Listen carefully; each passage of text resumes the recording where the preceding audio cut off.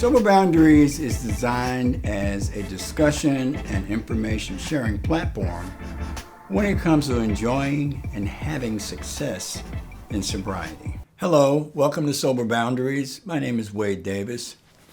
Do me a favor and please hit subscribe along with the bell. That way you'll be notified each time we post a new episode. Thank you very much. Change. This word can bring joy, sorrow, or both, right? In early 2020, change came in the form of a global health crisis, ushering in a new normal. This was not my first new normal. In the fall of 1996, I remember having a self-talk while I was riding the city bus through an area where I last used drugs. Right on one of the corners, less than 100 feet from the house where I once lived, stands one of the more enduring shames of any residential neighborhood. Yeah, a huge, very busy liquor store. While I was in the drug game, I would use the liquor store as a meeting or navigational landmark. Tell somebody, meet me there. Well, everyone knew where this money-sucking giver of distress and ill health was located, of course. Now, the fact that alcohol is legal, it claims to be a critical part of our celebration and social gatherings. People think you can't expect a group of folks to have fun without some alcohol to spice up the festivities, right? Right? Really. Truth be told, most of those who have ever drank have at least one bad alcohol use memory. And some of us have very many. Well, no matter. The selling of alcohol will be with us forever, unfortunately. Okay, as the bus lumbered into a different, more affluent area, my thoughts returned to the matter at hand, which was my self-talk. Okay? It was the last week in October. During the previous week, I had my chronological birthday. Okay, I had a birthday. So it was hard to believe I was approaching my first year of being clean and sober. It was weird. I was still living in a halfway house, and I was still cleaning beds at the Veterans Hospital for few dollars an hour. So, what did the word change mean to me? Now, the friendship with my future wife, Pam, had changed the way I looked at relationships. Okay? Being clean and sober was more than just something new in my life. This was change. I was following the program, applying most of the advice from the counselors and my sponsor to the situations and challenges that I was facing in life. Okay? I no longer dreaded going to the group meetings or going to the one-on-one counseling. I was starting to believe the goals that I had set were possible. This was also change. I was a different person with a new outlook.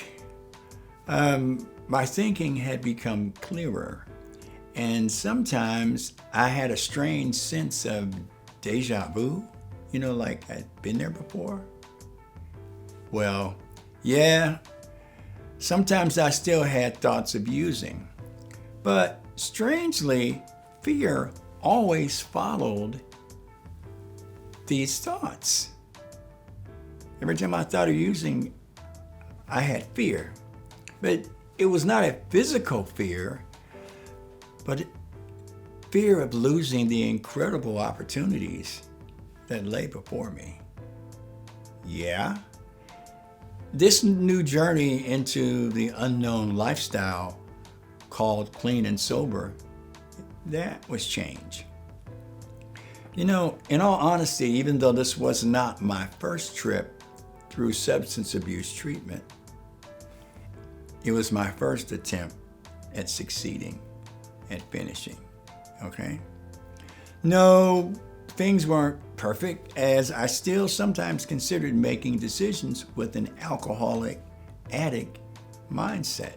But it seemed as if the social circle I had been blessed with had this power that compelled me to look at my decisions from a morally right or wrong point of view and to judge my actions based on a possible positive or negative consequence. Doing something because I believed it would feel good no longer made sense. This was change. The clarity I gained from listening to those with several years of clean and sober time actually gave me a feeling of honest envy. I wanted to be just like them. This was change. Looking back, I don't remember who first told me this, but after the substance we abuse is completely absent from your system, sobriety is from the neck up.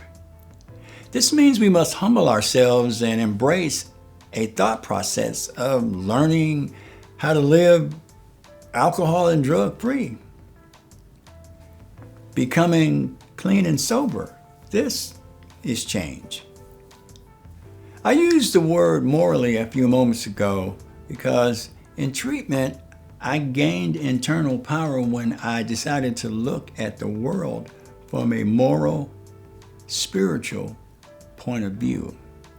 This means I believe in the standards of something greater than myself to guide my choices. I no longer engage in a substance abuse controlled life. This is change. This is my new normal.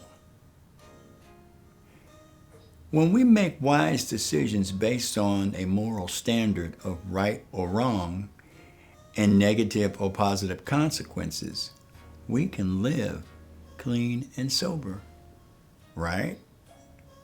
Okay. If you are out there abusing alcohol or drugs, your mind, body, and soul, like this world, is in crisis, right? You also need to change to start a new normal, right? Okay. If you know where to find your drug of choice, this means you also know where to get help, right? Yeah. Remember, it's always a matter of choice. If you like the content on this channel, please hit the subscribe button and also hit that bell so you'll be notified of our next episode. And please post any questions or comments, as we would like to hear from you. Thank you for joining us. My name is Wade Davis.